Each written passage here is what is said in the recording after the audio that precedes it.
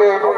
তোমরাও শোনো আমার আত্মীয় স্বজন, তোমরা তাড়াতাড়ি আমার যজ্ঞের ছেলেটার রক্ষা করো, কেউ যেন বাইরে থেকে প্রবেশ করতে না পারে। ঠিক আছে মহারাজ, আপনার আজ্ঞা আমি অক্ষরে অক্ষরে পালন করে চলবো, আপনার আজ্ঞা আমরা অক্ষরে অক্ষরে পালন করে চলবো। একটু মনে রেখে যজ্ঞ আরম্ভ করবে।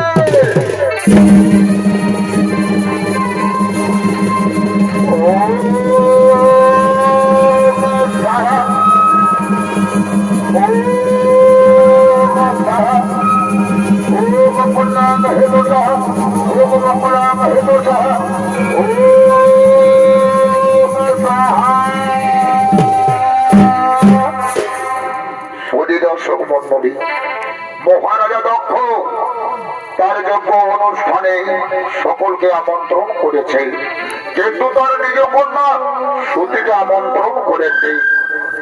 কিন্তু সতী তথাপি নিজের বাবার বাড়ির যজ্ঞ অনুষ্ঠান দেখার জন্য যত ইন্দ্রের দিকে এগিয়ে আসছে। ওই কন্যাকে দেখতে পেয়ে প্রহরী বলে আলোচনা করে বলছে, ওরে ভাই, ওই দেখো দক্ষ রাজের ছোট মেয়ে এই যজ্ঞ স্থলের দিকে এগিয়ে আসছে। মহারাজা তো বড় মুখে বলেছিল তার ছোট মেয়েকে আমন্ত্রণ করবে না, তাহলে সেই যজ্ঞ অনুষ্ঠানে এসেছে কেন? আরে ভাই ছেড়ে দাও, রাজার কথা বিশ্বাস করা যায় না। রাজা আমাদেরকে বলেছে আমন্ত্রণ করবো না, কিন্তু ভেতরে ভেতরে নিশ্চয়ই তাকে আমন্ত্রণ করেছে, নাইলে আসবে কেন? ঠিক বলেছ ভাই, কিন্তু আমাদের প্রহরীর দায়িত্ব পালন করতে হলে এ কথা যুবরাজের কাছে পৌঁছে দিতেই হবে, এ কথা যুবরাজের কাছে পৌঁছে দিতেই হবে। তাই কেন আমরা এই কথা মহারাজা দক্ষের কাছে পৌঁছে দিই।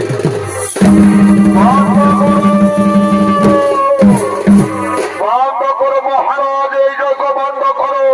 কেন? কি হয়েছে? কেন যজ্ঞ বন্ধ করবো? মহারাজ, আপনি তো বড় মুখে বলেছিলেন আপনার ছোট মেয়েকে আমন্ত্রণ করবেন না, তাহলে সে বিনা আমন্ত্রণে এই যজ্ঞ অনুষ্ঠানে এসেছে কেন? একটি বলছো প্রহরী বাবু, আমার ছোট মেয়ে সত্যি এসেছে এই যজ্ঞ অনুষ্ঠানে, ওই চলো তো দেখি, দেখাও তারে। আসুন মহারাজ, আসুন, তাড়াতাড়ি আসুন। ওই দেখুন মহারাজ,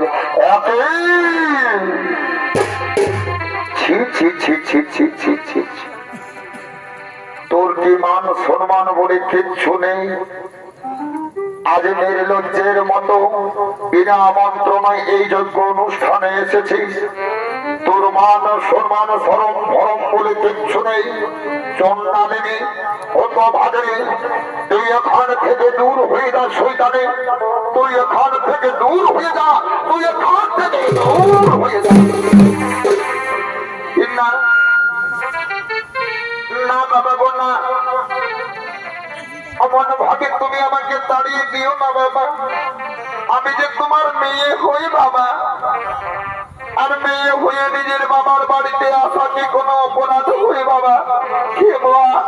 বাবা গো, তুমি আমাকে ক্ষমা করে দাও বাবা, তুমি অমন ভাবে আমাকে তাড়িয়ে দিও না। তোর বাবা, তাকে তুই বাবা বলে ডাকছে।